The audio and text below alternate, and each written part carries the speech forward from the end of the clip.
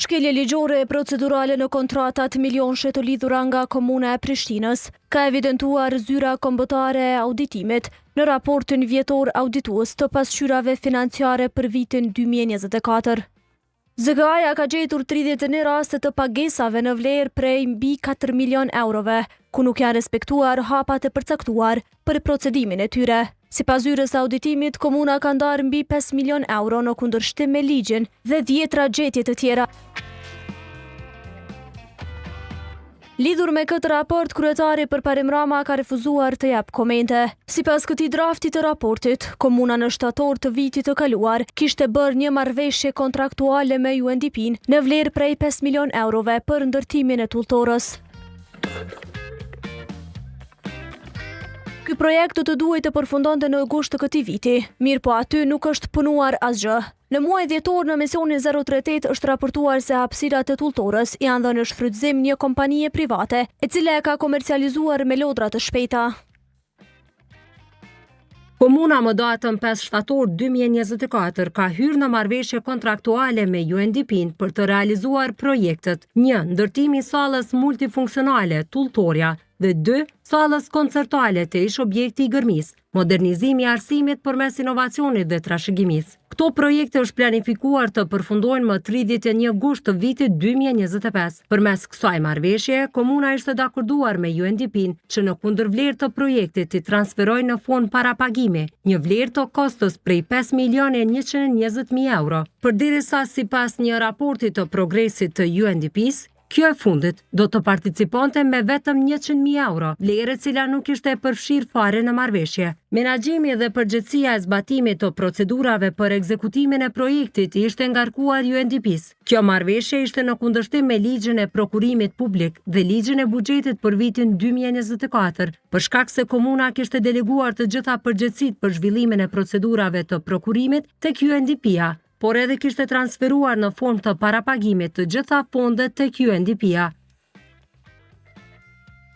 Nga shtatori e deri në dhjetor të vitit 2024, komuna ka kryer 4 pagesa për këtë organizat. Vlera e këtyre pagesave arrin në mbi 1 milion euro.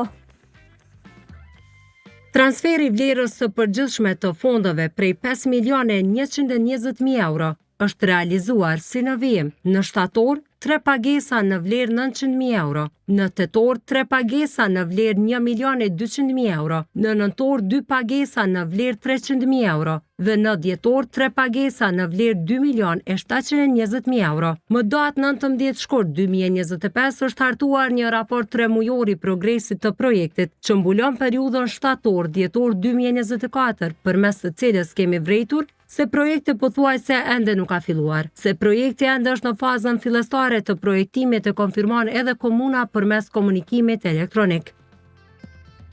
Gjatë auditimit është vërejtur se më 21 shkurt të vitit 2024, komuna kishte lidhur një kontrat në vlerë prej 1.2 milion eurove për konkursin dhe projektimin e projektit Art and Technology Hub, Tulltoria. Shërbimet e përafërta në këtë kontratë sipas raportit janë të natyrës së njëjtë me ato të përfshira në kontratën ekzistuese, konsulencë për themelimin e shërbimit të arkitektit të kryeqytetit për nevojat e komunës së Prishtinës në vlerë prej 12 milion eurove, e cila mbulon edhe nevoja të tilla projektimi varësisht prej kërkesave të komunës. Në 9 raste, auditori ka deklaruar që punimet nuk janë realizuar konform planit dinamik siç ishte e paraparë në kontratë. Përveç kësaj, draft raporti thotë se gjatë vitit që e lan pas, komuna ishte zhytur në borxhe. Në emër të kamatave dhe procedurave përbarimore, komuna kishte paguar mbi 3 milion euro. E gjithë kjo ka ndodhur në vonesën e pagesës së faturave dhe kjo gjë e ka vështirësuar buxhetin e komunës.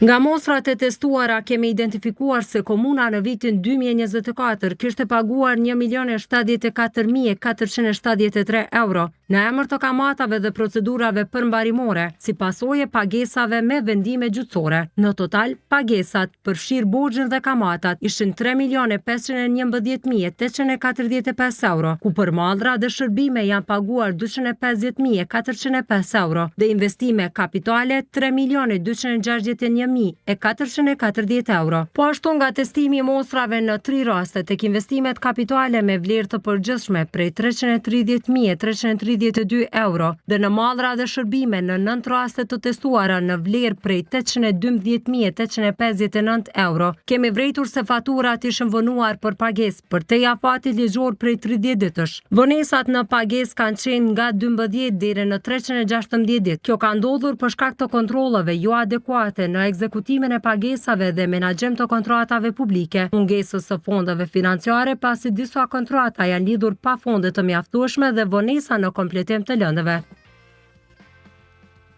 Në raportin e ZKA-s thuhet se komuna e Prishtinës është pajtuar me këto gjetje.